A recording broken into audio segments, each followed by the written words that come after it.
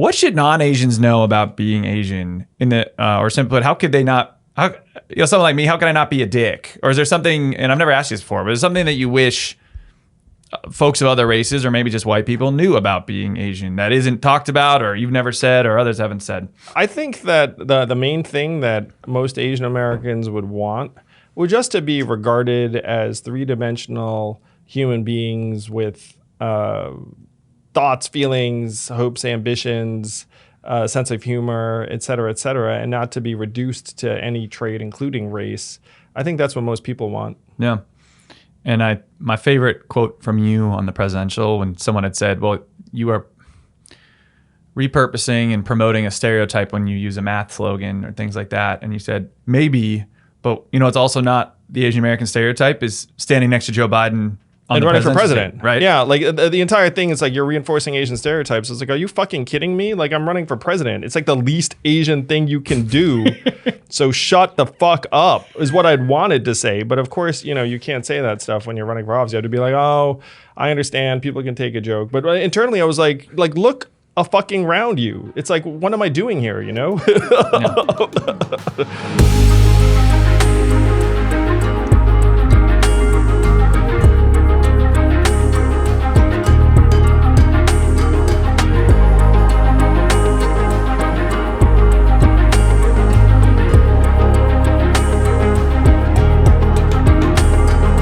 This week on Forward, I follow up my interview with Jay Caspian Kang about Asian American identity and politics. What is going on with that CNN piece about Kamala Harris, Beto O'Rourke running for governor? Where are American leaders? What is going on with the bench? And much, much more this week.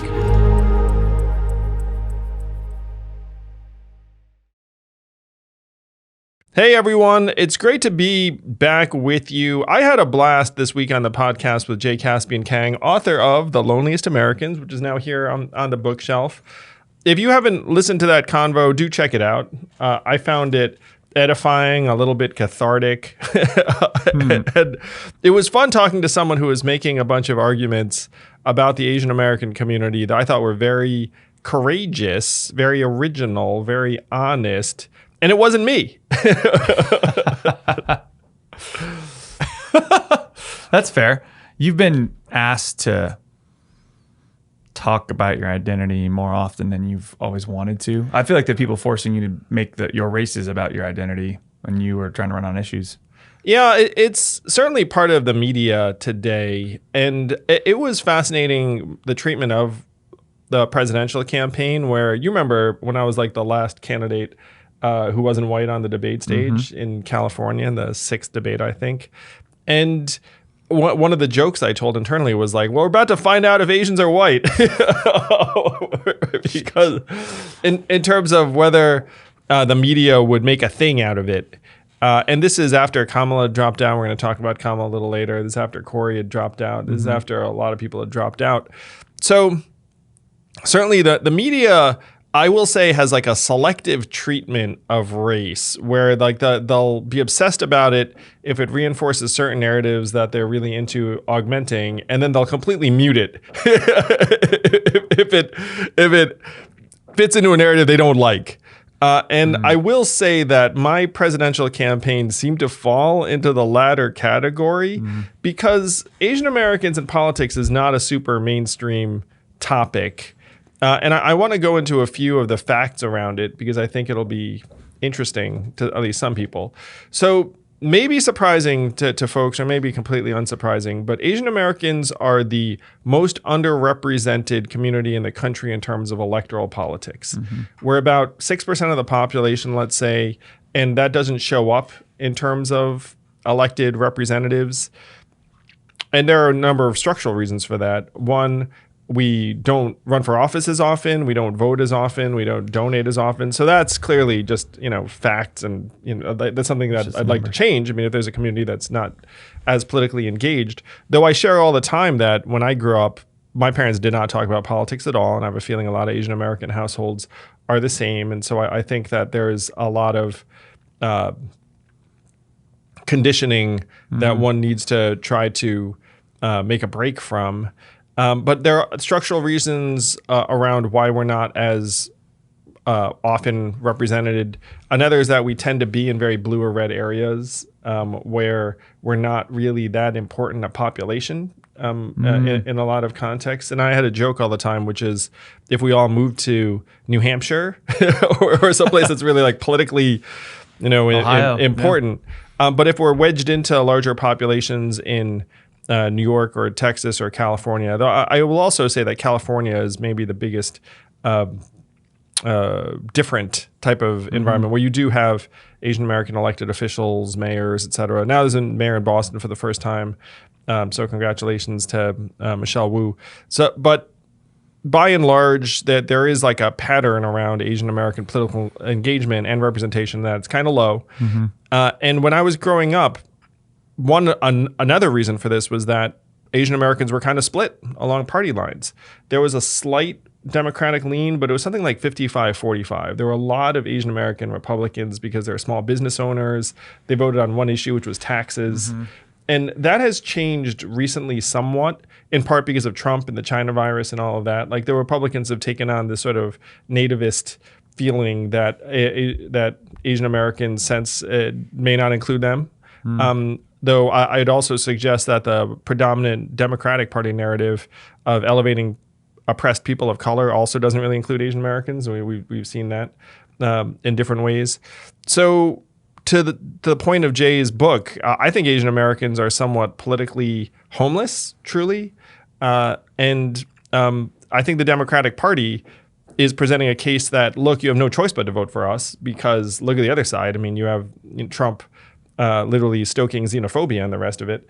And over the last number of years, there has been a real movement in that direction where Asian Americans now vote Democratic, something like 60-40 or 65-35. Okay. It was almost 2-1 Democratic in Georgia, for example. Yep. And so there is this sense that Asian Americans are trending Democratic. At the same time, though, I do think that the Democratic Party has not really emphasized the Asian American community, and the Asian American community officials I've talked to silently echo that in different ways. And I think there's also a dynamic where Democrats are like, well, you don't have a choice but to vote for us because you're not white, and look at the other side. But when it comes to actually emphasizing issues that affect Asian Americans, like at least I'll say for myself, like I don't really see it coming from either side, but the Democratic Party, I think, makes a stronger claim and then doesn't necessarily follow through. Couple questions for you on this. What you're talking about is both parties, in some ways, inability to drum up the support collectively amongst the Asian population. And there's a number of reasons. My question to you is, do you think the pitch to an Asian American in the United States of America to get involved in politics is very high? Like, what's the ROI to get into the fight for the Asian community? And what I mean is, like, is it because representation is an argument that's made in various communities, and that doesn't always solve the problem. I think it's not like a money-making path. Like a lot of Asian Americans I find are doing their thing and don't tend to care. They're apolitical or don't care about politics. And I don't know, what are your thoughts on the ROI or the actual pitch for either party to get them involved? Well, first, let me say also that Jay's argument in his book is that Asian American identity is not really a thing. I didn't read the book. You did. And that it's it's an academic construction. It was created at Berkeley in the aftermath of the civil rights movement of the 60s. I went to college and joined a college student organization that had Asian American in the name. So I'm of the population that Jay's describing that gets socialized into this Asian American identity. Okay. But the majority of immigrant communities who come here aren't socialized in that way. He uses his parents as an example. So the first issue is that the Asian American community may not be a thing. They don't identify. When you say that, like, help me understand, like, coming outside of that community, like, when you say not a thing, you mean they're not identifying as Asian in that sense, that shared community of Asianness in your way, or? That's part of it, yes. Okay. So one part of it is that they'd be more likely to identify with their nation of origin. Okay. So they'd be more likely to identify as Laotian or Korean, well before they would consider themselves Asian American. That's interesting. For sure. Okay. So that's number one, is there's a nationalistic identity. The second thing is that the community is the most diverse of any community in terms of both education level and socioeconomic background. The point you're making is, what is the rational thing? And a lot of immigrant communities who show up here don't give a shit about politics, because they're just like, I'm just here to try and make a decent life for my family. Politics is kind of a luxury sport. You know what I mean? Like you have to have a certain degree of confidence or time or bandwidth in order to get engaged. And my parents did not give a shit about politics, because they were just here just grinding, trying to make a living. And that goes double or triple for newer communities who come here and may not have educational opportunities, may not have language. And so they get here, they have kids, and they're like, hey, figure it out. But it's not like they're not super concerned or stressed about politics. And then if you go and try and activate them, which, but by the way, I think is a worthy endeavor. I mean, I'm for it. So there are a number of things that make this Asian American identity somewhat elusive. I think Jay's point is that it's kind of an invented media fiction, in part because they want a language or term to be able to talk about this community in, which makes sense. And the quote from his book that I loved so much is like, we know we don't have it as bad as you, which is referring to black people, but we're not white and we need a way to talk about it. And so there's this group of college-educated Asian Americans who've been using this term as a political media construction. One of Jay's arguments is that the people who are quote-unquote professional Asian Americans don't actually speak for these immigrant communities, in large part because they have not much in common with them. So there's something of this fractious community, a lot of which is totally disengaged. I would contrast it with someone like Ai-jen Poo, who's an Asian American labor activist who definitely is working in immigrant communities. I mean, she's working with domestics who are Latino and like different backgrounds. So like that form of activist does exist. But Jay's point is that when you talk about politics or media, then there's like only a certain layer of Asian Americans who will care a lot about that. Maybe those who are brought up here and are more heavily invested in a sense of feeling like we're full-fledged Americans. Right. And this is something, I certainly, and I have a lot in common with Jay in terms of our backgrounds. So I get them both. It's like I get, there are a number of points here. One is that Asian American is, it may not be, and one of the things I talked about all the time when the media asked me about this is they're like, hey, what do you think about your, math jokes or blah, blah, blah, what it says about the Asian American community? I'm just like, look, I would never even pretend to speak for an entire giant community of millions of people that I know, like runs the gamut. So, right. But at the same time, there's like this sense that I know I'm one of the more visible public figures in the Asian American community. And so like there is a certain, level of responsibility not to, be terrible, I suppose, which, by the way, I obviously think that, people understand jokes and humor, or like me relating my personal experience and not pretending it speaks for everybody. So the calculation around trying to get Asian Americans more politically engaged, to me, is like, look, we have to try and become more a part of American politics because it's going to affect us. The problem right now is that, and this is Jay's argument as well, is that race in America is very much a black-white construction. And you can see this again with, and I'm just going to project out with like Latinos, like which is a similar dynamic where Latino, and it's like very diverse. A lot of people just trying to make things happen for themselves and their families, and you stick a mic in their face and be like, what do you think about, this and that? They'll be like, and it's something that I saw play out on the presidential trail for sure. I think that those two immigrant communities have some commonalities, or some common issues around political engagement.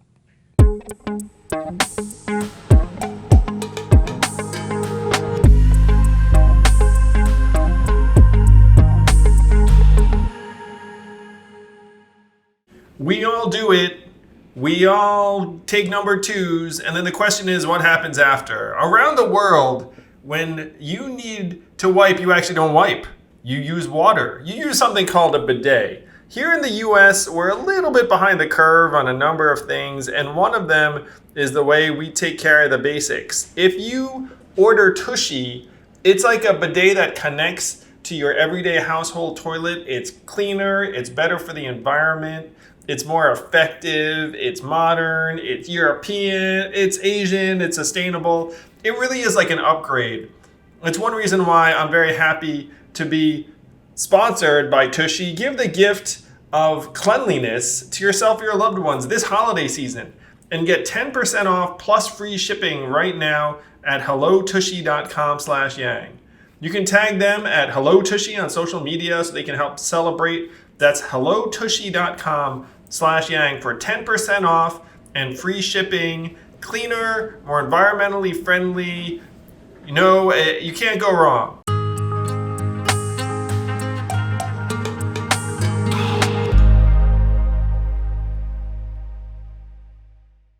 You just did a show in New York last Saturday, which was great. Sold out. This is fun.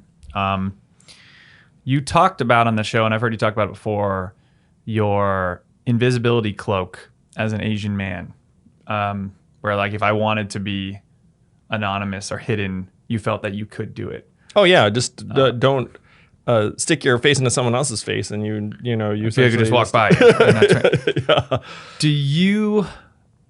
I'm curious at how that, or one, you could, love you to like unpack that further, but also if it's tied to, or can it be, is it tied to this concept of otherness that I feel like the Asian American community lives with, where you're not, and you got it a bit, I think we ran for mayor, where you're not really a New Yorker, even though you've been here for 25 years. Yeah. And anything you did that wasn't, I don't know, like traditional New Yorker. You said your favorite subway station was Times Square, which is, by the way, where you live. And if you listen to that full quote, you're like, yeah, it's my favorite one because it's the one I take all the time.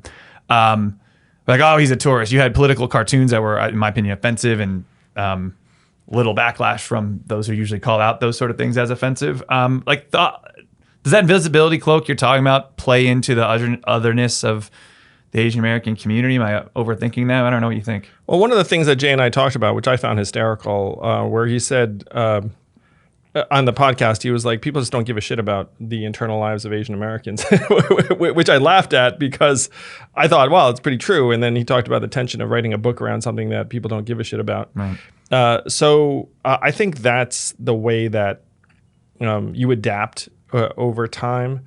And I would say that there's like a spectrum of racism where it's like, that anti-black racism is much more serious and destructive. And so then if you complain about racism towards like another group, then everyone's like, and that's part of it's part of Jay's point. Mm-hmm. And so certainly that otherness, and let me say that I feel very American. I got into some trouble because, I wrote something that frankly assumed Asian Americans were Americans. And I got into trouble with people who somehow imagined that I was calling our Americanness into question when I was really assuming it. Yeah. I love this country. I mean, my parents immigrated here, and I think, at the same time, like I don't have any illusions about the fact that that people perceive who I am, at least partially, as an Asian guy. And, there are certain things that come with that. And, as like an adult, there are some things that I took for granted, including this invisibility cloak I was joking about. But it turns out that I was completely wrong about the invisibility cloak, because now when I walk the streets of New York or any place else, people are like, Yang. You're no longer invisible. Yeah, where's my $1,000? And I'm like, oh, no, that's different, but I'd say it's positive different.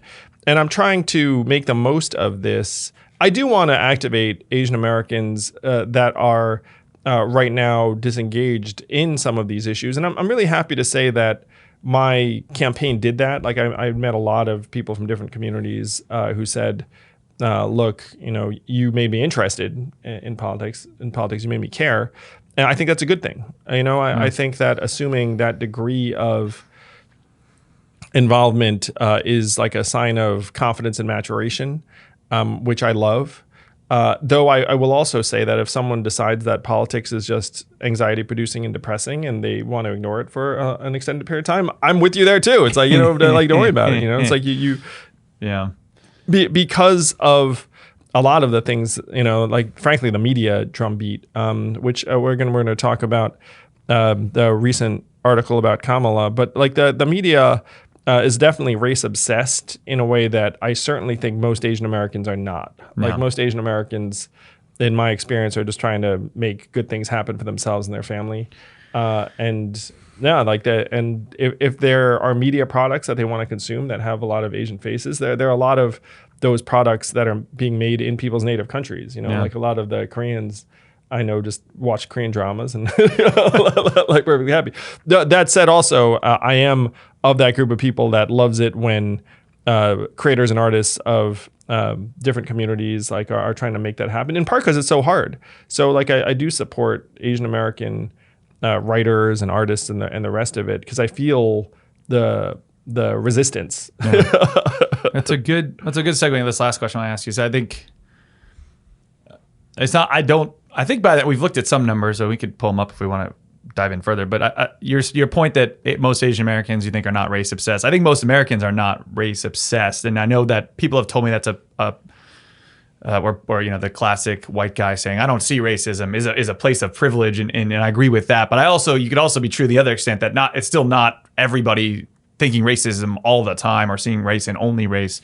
But my question is, at least from my own personal experience as a straight white guy, my whole thing is I'm trying to be an ally, trying not to be an asshole like on most days. And my question is, what should non-Asians know about being Asian or simply, how could they not, someone like me, how can I not be a dick? Or is there something, and I've never asked you this before, but is there something that you wish folks of other races or maybe just white people knew about being Asian that isn't talked about or you've never said or others haven't said?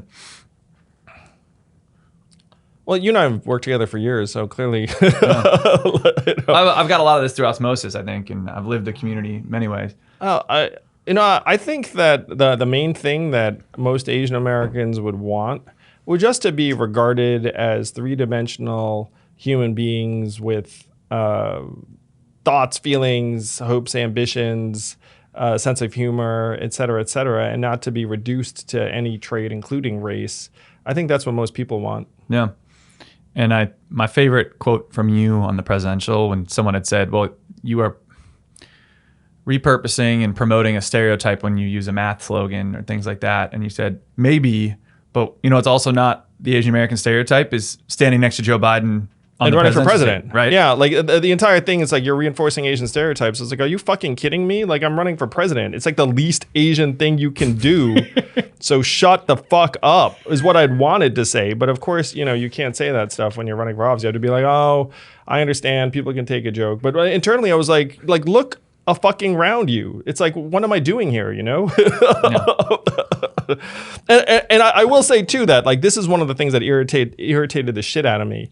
It's like you find like 7 irritating Asian Americans with like organizations that barely exist and be like, oh look, we found these Asian Americans to say like Andrew Yang doesn't speak for us. It's like, 1, I would never pretend to speak for everyone in the community, but 2, it's like do something. You know what I mean? But then the fact that the media would like to beat that. You know why? Because it serves the media's narrative. And you know who it doesn't serve? Like everyone else, like the American public, all of us, like people who want good things to happen, Asian American, like that shit does not help. But like that, there's like this, it's like a device, it's something. It's happening to Jay too, by the way. And so like at the end of my conversation with Jay, we had a moment about that. Yeah, so I'll drop that. We live this world where a lot of the people are pretending to or claiming to be championing progress are usually the blockade to that progress. Well, they have just a very, very narrow definition, and it's around social media bullshit and things that don't matter to the vast majority of people. And so then you just like get caught up in that, and then like that's the coin of the realm. It's one of the diseases of this time. Oh, it's what we live every day, brother. That's why look, and we appreciate all of you for listening. Because it's a place where you can actually have a conversation on this that isn't. It's gray. It's not black and white. Most things are. Maybe that could be Jay's book title instead of The Loneliest Americans. Not black or white.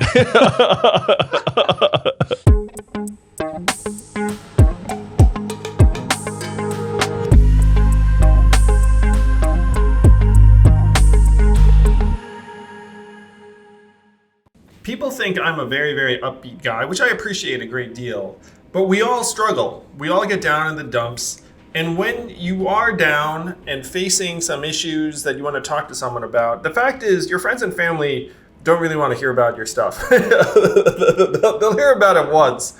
And then after that, I'll be like, oh, get someone else, which is why BetterHelp is so important. BetterHelp is on-demand professional therapy whenever you need it. You reach out, it's totally confidential and professional and affordable. We swear by our sponsor, BetterHelp, here at Forward because it actually lives up to its name. It's better help than your friends and family because they actually want to help you and listen to what you're going through. We all want to start living a better, happier life. As a listener, you'll get 10% off your first month by visiting our sponsor at betterhelp.com/yang. Join over 1 million people who have taken charge of their mental health. You can do it. Again, that's BetterHelp, HELP.com/yang. You'll be glad you did, and your loved ones will be glad too.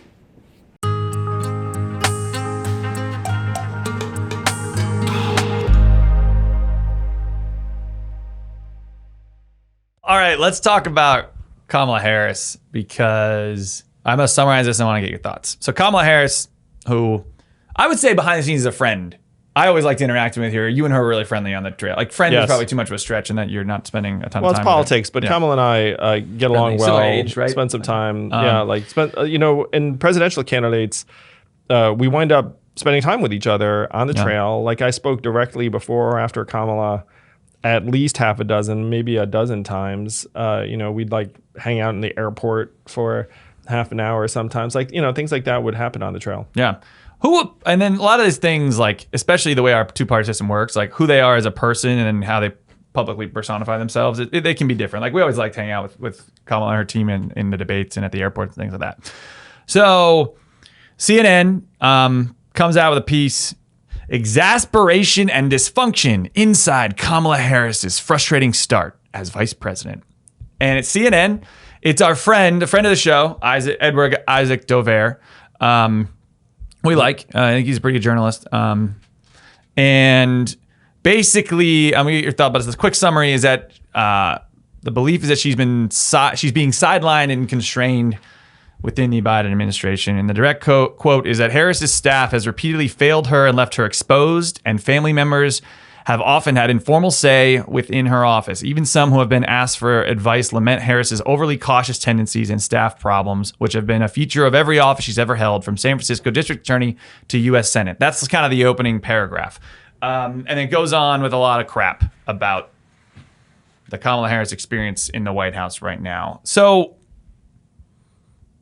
Andrew, I'd love your general thoughts on this. As someone who's had like process stories come out on you, I think what we can offer here is like how to sort through the grains of truth in here and the media hype around it and general political bullshit. So general thoughts, and then we can dive in specifically.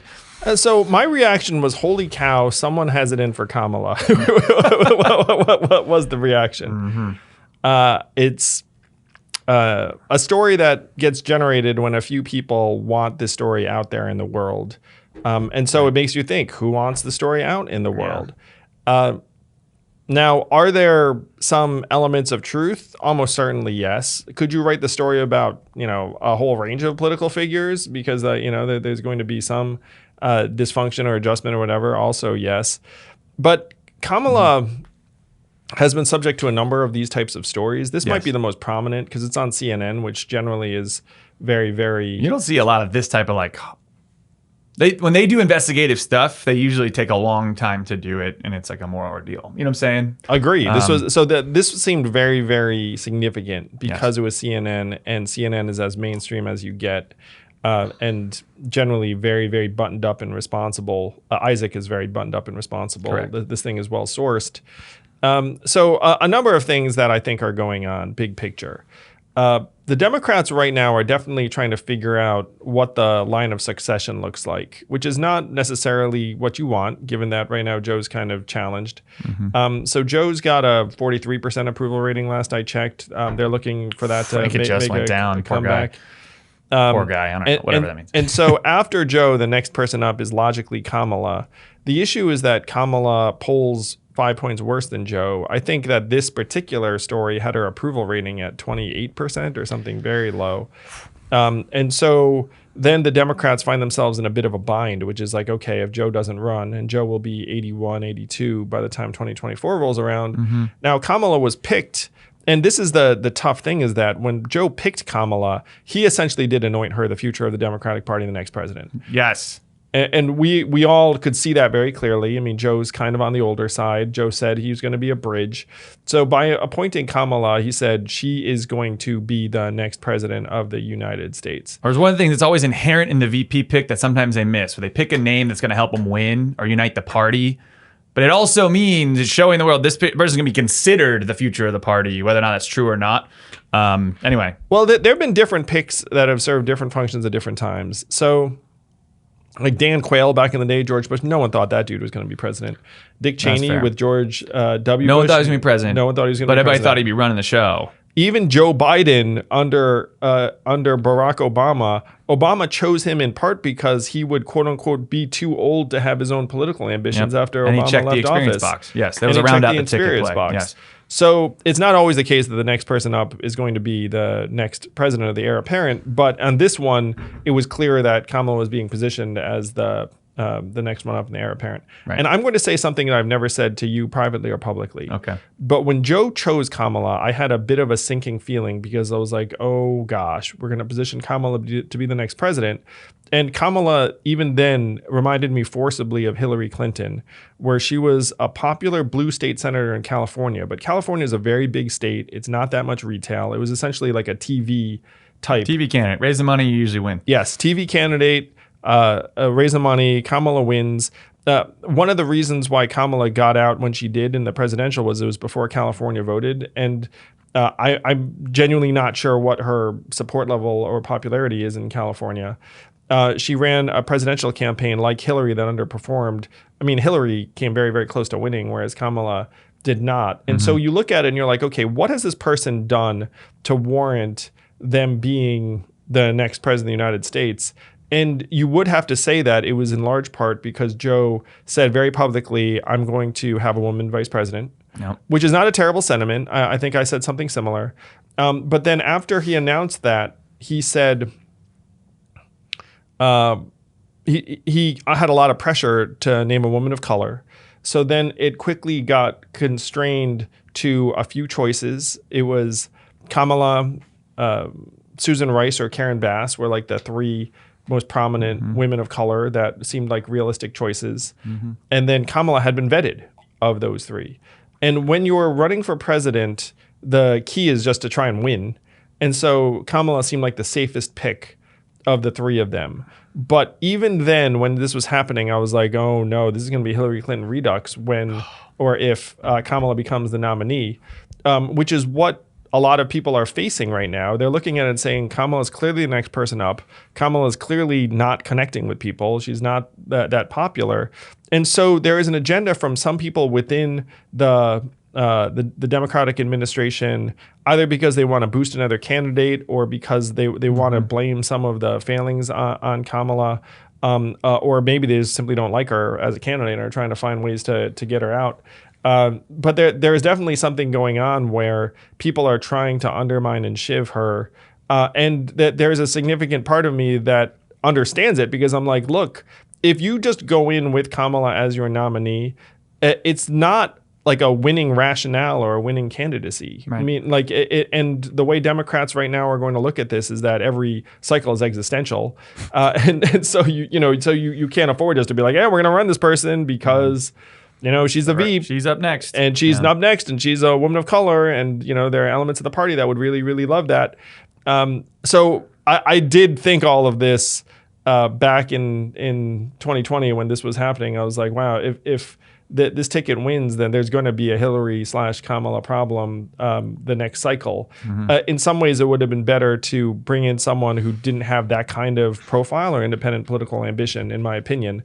But on the other hand, can't fault Joe because it was the safest pick to win and he won. Yep. In hindsight, the right decision at the time, right? But now we're Well, the other piece of this reaping too what we is that some commentators have said something which I don't think is wrong. They were like shocker, their teams aren't meshing. And one of the things that did happen is that Kamala's team kind of came apart during the presidential, and then when they installed her as vice president, they installed new people around her. So unlike most folks who reach that level where you have a bunch of hardened operatives who've been People with you you trust, through thick and thin, who care about it. Like it'd be like if I was, let's say I was vice president right now, there'd be Zach, there'd be a handful of other people that we'd been through some wars together. So at least we have that dynamic. In Kamala's case, it's a different group of people. Yeah. It's like professionals. Some people are connected to Biden world. And so she doesn't have this core group. And to the extent they're bringing in new people, they're people that she has to establish trust and chemistry with. By the way, when you're in a position where it's very, very hard to develop trust, because hard. you would look around and think like, hey, this person has their own agenda, but all of them do. Yep. Like all the people around Kamala have an agenda independent of Kamala. Yep. We live this because you have to hire these people on the fly. And there's only a certain amount of people you trust in there, but those people you trust don't always have the experience, and the job is changing, right? Like you may have someone you worked for 30 years, but now you've got an immigration challenge. You've been tasked to do like the border wall XYZ. You don't know anybody you trust as an expert on the border, right? You have to find them. And that is very, very hard. So there's a part in the article where they talk about her leaning on her, I think, brother-in-law and sister and others in the family. But to me, I think that's BS. I think that if you're in her role, there's only a few people you can actually trust who are on Team Kamala no matter what, and you have to at least you always give them an ear, if you will. And there can be a downfall to that. There's downsides to that, but there's less downside with someone who's an independent thinker, frankly, which she, given her political career, doesn't always have the opportunity to be at times. That was not my point. Here's my thought. I've said this to you guys. When you read an article, when you hear numbers that are a little vague, you need to call red flag. So this was the direct quote from the article. It said they interviewed nearly 3 dozen former and current Harris aides, administration officials, Democratic operatives, donors, and outside advisors who spoke extensively to CNN. So yes, 3 dozen is a closer, that's not numerous or multiple, which I always flag. But I don't know, is that 1 or 2 staffers and a whole bunch of donors and outside? Like the weighting there seems off to me. I mean, she has a gajillion donors. Yeah, that could be a whole bunch of things. So that's what's interesting. To your point, like when you said someone has it out for her or someone's trying to shiver, like that makes sense. And if you say, yeah, we did 36 interviews, but we don't know how many internal aides are talking and how many people actually know what they're talking about are talking, not really. And none of them are publicly on record. The people that are public on record, generally speaking, are very removed from the White House and talking positive. There's a couple people negative, but all of them, the people on record in this piece are talking from outside of the White House. So you got the Lieutenant Governor of California, you have some Democratic operatives around the country. To me, it's like, is it that much a disaster in there? I think it comes down to your point, like the core of the political dynamics here. Like she was picked as the future of the party when she didn't have necessarily the populist or popular support that would kind of anoint that, Yes. So there is a passage in the article where they say maybe they'll appoint her to the Supreme Court to give her a place to go. It's a very House of Cards move. So there is this really persistent strain where people are looking up saying, well, we have to do something. And another part of this article is saying that she's not going to scare off the field. But then when they talk about the field, it's all people who I ran with in 2020. It's Buttigieg. Yeah, I'm going to say something that, I don't think it's going to shock people. It's like, I don't think the answer comes from some of the also rans in the 2020 Democratic field. It's tough to see. We all had issues and drawbacks, certainly electorally and politically, in my opinion. It's one reason why in an earlier email I suggested, you need someone new on that side. I believe that still. It's like that's one of the problems. This is going to be hard because for the Democrats to win, and I mean win like they have to run the right candidate, and then that candidate has to be appealing. That candidate has to get through be able to play the Democrat, I'm a Democrat, Team Dem card, and they have to appeal to, frankly, anti-establishment voters in the middle, right? Where they're called independents, moderate right, moderate left. It's probably a number of the voters that decided the election in the state of Virginia, right? That type of voter. That's hard. Buttigieg, like maybe he has a lot of trouble in the states where there's a large voter of women and people of color, particularly the black vote. Like South Carolina was not great for Pete. That'll be hard for him. Other than that, man, I don't know. Like Tulsi Gabbard theoretically would do well, but there's are you talking about the Democrats will never let her go in. You know, I'm thinking about like people that could actually maybe do it. And the Dems will never let Tulsi in. You're out. So of the Democrat Party, I don't know who they got. I really don't. We got to think about it.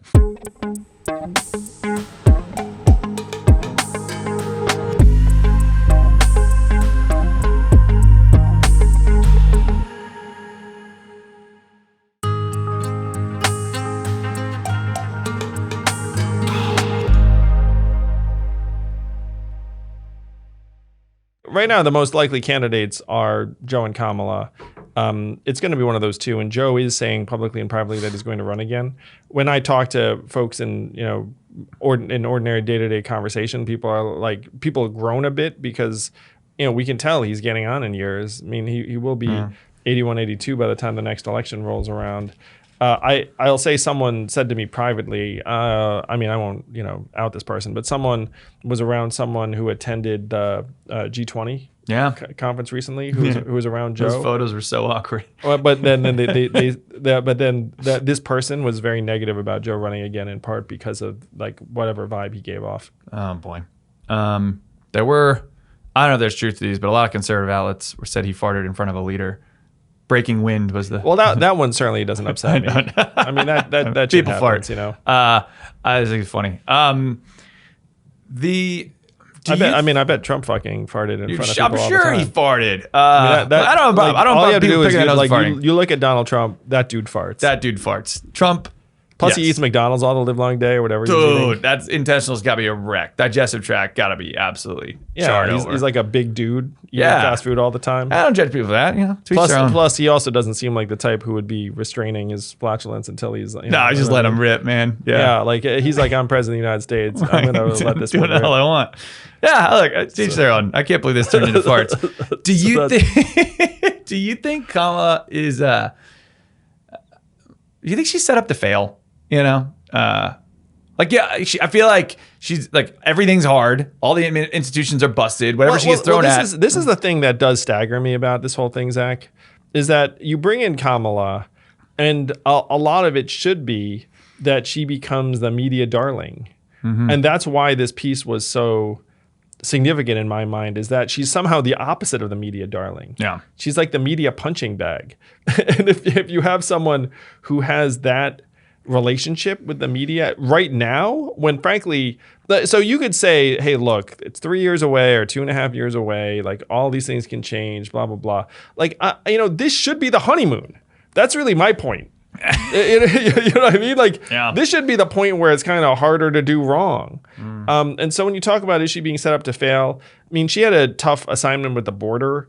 It is a very important issue to a lot of Americans. The problem is that the official administration stance and what Kamala, I think, is being asked to say and do doesn't line up with the inclination of the Democratic base. Yeah. So if you're saying, look, this is a shitty assignment, it's like, well, it's a shitty assignment if your job is to curry favor with the Democratic base. That, by the way, is going to play an outsized role in the next primary. One of the interesting things about this really is that, at least in my mind, there's not going to be a Democratic primary. Joe's going to run again. No one challenges him no one challenges him really. And then that's that. Like that's what I see as the most likely scenario.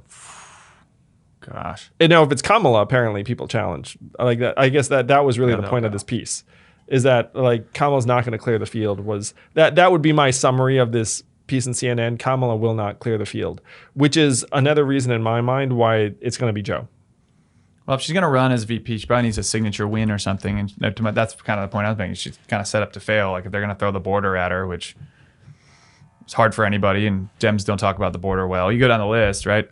So we'll see. I honestly felt bad for her, I think. And anyone can write a staff piece on you. It's this was well done. Yeah, you have dozens and dozens of staffers. You get like someone. That's one of the issues with today is that like if you want to write a hit piece on someone, you can get someone who worked for that person to trash them. easy. Because it's like, dozens of people. If you imagine someone had like 100 staffers, how many of those 100 staffers are not awesome people? Let's say there are like 10 people with an axe to grind, and then a reporter sticks a mic in their face and it's like, hey, what do you want to say? And then, it's like, so that's one of the atmospheric elements right now that just makes me uncomfortable, really, is like I'm reading all these pieces where someone just like getting trashed and you're just like, oh my gosh, like, and then there are words that get thrown in there too that make it seem super serious. So serious. There's part of me that's like, you know what? It's not against the law to be an asshole. You know what I mean? And then in certain contexts, it's just like, this person like acted like an asshole that time, and then you're like, didn't invite me to XYZ company outlet or made me sing karaoke or so whatever it happens to be. I mean, certainly I had more versions of that. The 80-20 rule is what I said. Like we hired, it was like 200 plus people in a month on the presidential campaign. Like of those 200 people, if we hit on 80% of them, I'd call that a grand slam. That would be wonderful. It's pretty excellent. Right? That means you're a very good hirer.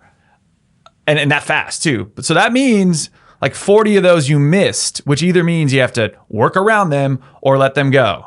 And all those situations are awful, especially on a campaign when things are moving. And so that, of those 40 people or some upset, like, yeah, and it's tough. But that doesn't mean they're great people either. And, there's plenty, but the 160 or so you got right who aren't talking to press, they're left out of the piece, right? That's always been because that's a non-story. Yeah. Everyone's like, hey, Kamala's doing great. I loved working there. Yeah. And look, to me, this is like part of being in the arena, right? You want to get in the arena, this is the shit you deal with, fine. But readers should also know like the whole story too, make their own judgment. Yes. Anyway. The summary of the story for me was someone wants to run against Kamala. Oh, yeah. I'm curious. We're going to see. We're going to know who. Here's the other thing. Like the difference between now and 2024, it's going to be a whole different ballgame. Again, I think that's why it's Joe. I think Democrats want to avoid this. Speaking of Dems, some more. Let's talk about Beto. Beto O'Rourke announced he's running for governor of Texas. Our friend, Beto O'Rourke. Let me say up front. Yeah, go ahead. I am friends with Beto. He's a very good dude. Nice guy. We are about the same age. So we bonded as fellow Gen Xers on the trail. We've helped each other out a little bit. He sent me some salsa after I did something nice for. Did he? Yeah. Was it good salsa? Yeah, it was delicious. Like Texas El Paso, badass salsa. Yeah, that's good stuff. Sure. Yeah, nice. Thank you, Beto. So I like Beto. I think he's a good man. Yeah. All right, continue. Well, so I'll start with, let's say, I watched his announcement video. It was nicely done in the sense of just him shooting the shit to a camera, which I always like. One take. So props to you, Beto. Basically, the take I got was government doesn't work for people, and like the Texas electric grid crisis was a wake-up call to him, which, to be fair, is, it's tough to find a good why you're running if you've been a politician your whole life, which he has, essentially, besides a brief stint as a rocker for a bit. But I think that's solid. So I have a ton of thoughts, but I definitely want yours, unless you want me to dive in. No, I'm happy to give go for it. Beto O'Rourke running for governor. What do you think? Yeah. So the current governor seems like... Governor Abbott. Yeah, Governor Abbott has problems. He does have some approval problems. Like some people are eager to move on. I think it's going to be a tough atmosphere for Democrats. There is, in some ways, it's just easier to run against whoever's in office because people just get ticked off at who's in office. And in this case, it's the Republican. But I do think it's going to be a tough climate for Democrats. I can see why Beto is running, in part because he is the most prominent Democrat in Texas. The other prominent Democrats did not want to take this particular race on. And one of the things that Beto is determined to do is just try and help turn Texas blue over time. So win or lose, is Beto going to be a more energizing candidate than just about anyone else that they could muster? 100% yes. Like the extent that there were other Democratic stars, really there aren't that many, but also it didn't seem like they wanted this one.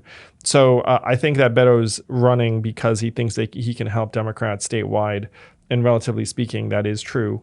I think it's going to be a tough climate, though, for Dems next year, and it's going to be an uphill battle, in my opinion. Some of the things that Beto said on the presidential trail are not in line with what I think a lot of Texan voters want, and like that in some ways, you gotta applaud Beto for taking stands on stuff he believed in. Right. But I think it's going to be a really tough road for him.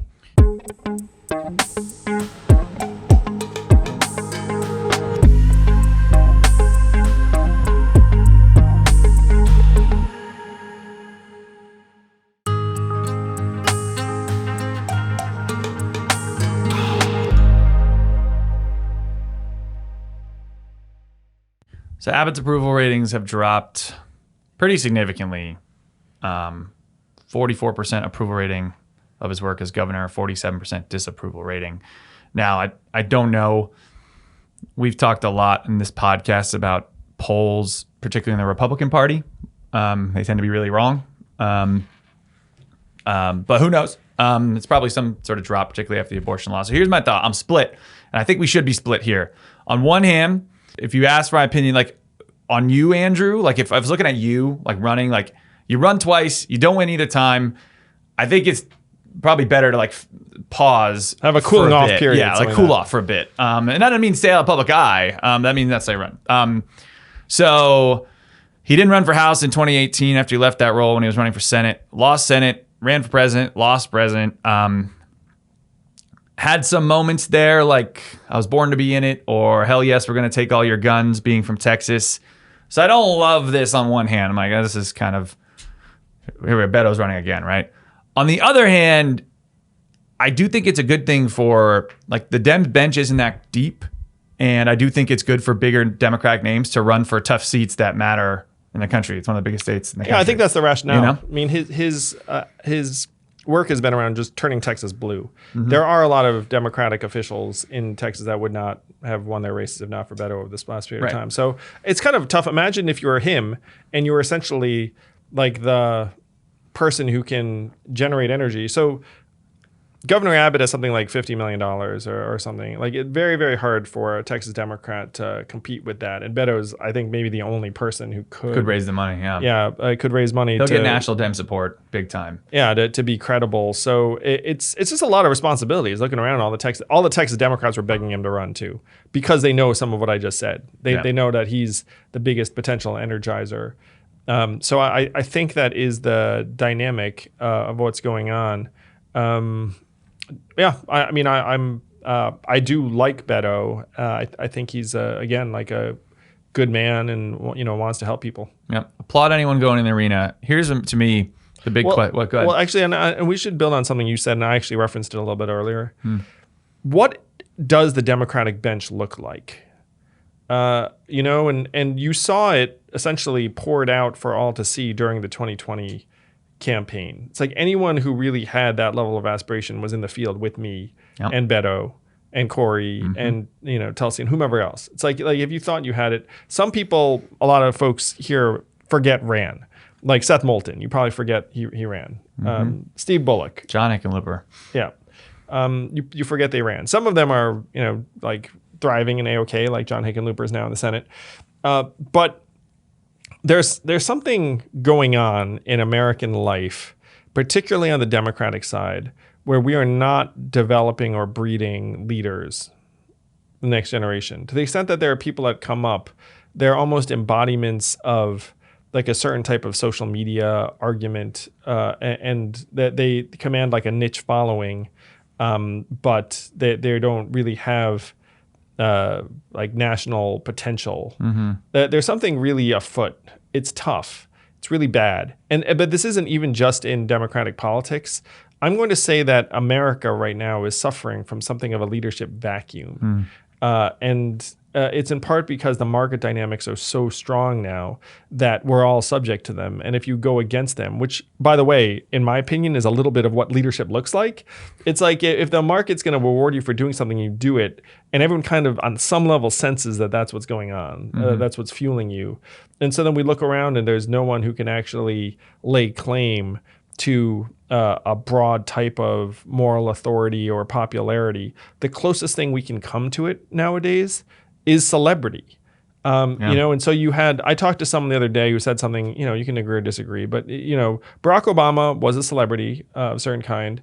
You have political celebrities of certain kinds. And this is one reason why they're kind of old, like Hillary and Joe and Bernie. And this person said at this point, and then Donald Trump's the most obvious example. He's just like a flat out capital C celebrity who became president. And so his argument was at this point, it's going to be celebrities because no one gives a shit about like the random public official from XYZ. And then the media now has become less powerful and adept at elevating that person to the stratosphere. Like Obama got the stratospheric elevation treatment. He gave the speech at the DNC convention. Everyone was like, wow. And then the media was like, wow. And then everyone was like, oh, check this guy out. And he's going to do the rest of it. And it's been interesting trying to watch them do the same thing every cycle since then. That was 2004. They tried it in 2008, 12, 16. I don't know about you all, but I don't even remember who gave those speeches in 8, 12, 16. Since Obama, where the party is going to try and anoint and elevate this person. And then they say, hey, media, take it from here. But it just has not been happening. I'm writing about this right now. I have a book coming in May, but the concept of, I call it, instead of a brand identity, where it's like, brand identity is like, we're Coca-Cola, here's our colors, red and white, Santa Claus, polar bears. It's identity branding, where people identify with the candidate. And it's that, it creates that sort of, well, one, it's identifying with them as a human on a personal level, but then it creates that kind of like diehard fan base and stickiness with the candidate. And the challenge with that is it fosters like niche type issues in candidates, right? So you become, whether it's Medicare for all or you are universal basic income, people identify with you, the human, and what you're fighting for. But it ends up creating these kind of brands for the moment in a way where in a cash relief race, you're great, but the race shifts to crime, and that's not the right candidate, right? You end up with people who are, when the race is about Medicare for all, they have a certain lane, but if it's about compromising in DC around healthcare, it's less so, right? Or if it shifts to something else. And that was actually my point in this. The big question, I think, in this Beto race is probably what the message ends up being, because if he can run on the abortion law, which is deeply unpopular even with Republicans, and he becomes a champion for women in Texas, like you're going to get a ton of national money in there. You probably have a shot. If it sticks to like guns or critical race theory or whatever would happen in Virginia, like, I don't know. And this is maybe to your point, like why it's tougher to build a bench, because you end up with like a AOC or Ilhan Omar, where they're very popular in certain areas, but it's in that lane and they don't have as much broad national appeal. And you're winning a whole state in Texas. You got to be a little more, I'd like to say, like Bud Light marketing over like Sweetwater Ale or some like unique type. You have to be more palatable to the average, I think. I don't know what you're thinking on that, but that's I think. So if you're like a social scientist or a political taxonomist, you regard America as generally like a centrist or a slightly right of center leaning population. And then the people that have become really popular on the left have very strong appeal with a subset of Americans, and that's how you become prominent in certain circles. It's called media or social media, but then it's going to be tough to translate that more broadly. That said, now there are, frankly, legions of people that would still want for that success within that niche. You know what I mean? But it is one of those things where it's going to make it harder, not easier, to breed someone who actually has a high level of crossover appeal. We would joke about this on the campaign too. There's a difference between, and this gets overused at times, but there's a difference between IRL and URL, where it's URL on the website, you get a lot of tweets and a lot of likes and even donations and like lots of millions of views on your podcast or YouTube show. But then in real life, like that doesn't actually translate to the people who actually vote in a Democratic primary or a Republican primary. So the media is a big part of this too. If you come out in a certain way, then they'll be like, okay, you're the moderate in this race. You're the moderate. Yeah, they'll find your lane for you. Yeah, they just try and find that ideological lane, and then they'll be like, do you think your moderate message fits with these like liberals on the left that represent like the energy and the future of the party? Like that's the way they'll frame things, and so they'll try and like slice and dice and segment to a point where again it's very difficult for someone to develop a broader appeal that's going to cross over even within, let's say, the Democratic Party, much less to other voters. God bless Beto for one doing this, I guess, but mainly he's gonna have to run for a year. That's gonna suck. He's got to put some more miles on the truck. That's a lot because he's a driver. He like drives all over Texas when he does this thing. He works hard. One thing I'll say too about Beto is the man runs. He grinds. Yeah. But he's like a runner. Physically runs. But he runs like someone who runs. Let's put it that way. Yeah, he's running like half marathon stuff, right? Yeah, he does like his campaigns are like marathons, like endurance feats. Yeah. It's fun talking about folks that we literally ran with and against, people that we've gotten to know. It does give you a different perspective. If you want to get to know people who run for president, because it turns out that you end up being around them. But the way that these folks are in real life and the way that you interact with them in the media, sometimes I got to say they are somewhat different. I'm not sure if I resemble that too.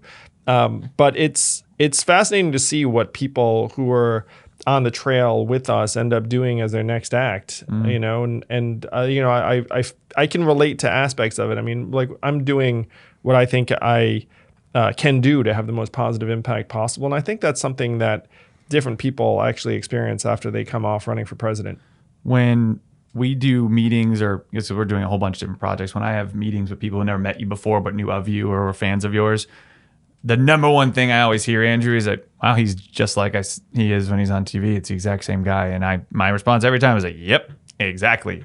For better or for worse, it's him. Andrew Yang, shitty politician. Hey, man. Because I'm the same dude. It's true. I mean, yeah, you're a good politician. You fake. This is like, your this is biggest flaw as a says. politician, man. It's like you'd be like bad. You're like bad because, you're a lousy liar. To your credit, you've never claimed to be a good politician. Oh, well, thank you. Yeah. We claim to be good marketers, and I think we are, generally speaking. Shit. Like, you have to say objectively, I've been a very good politician because, I made a dent in the presidential race and, like, outcompeted, like, half a dozen, like, brand names. Thank you, Yang Gang. Thank you, Forward Community, for being here for us. But, we're just going to continue to make history. Things are going to take different forms. Something Evelyn said to me that she appreciated. She said, I'm so glad that you're continuing to evolve and grow and develop, and it's not like the same stuff. In part because, I'm a human being, and like I see things and see the problems, have a different sense of what we can do to help at any given time. And in part because we get bored, we need to do new shit, Well, we have a lot of new shit coming down the pipe. We do. We got new stuff coming. So if you're into what's going on those last couple of months, like you haven't seen anything yet. You ain't seen nothing yet. That's our show. Love you guys. See you on Monday.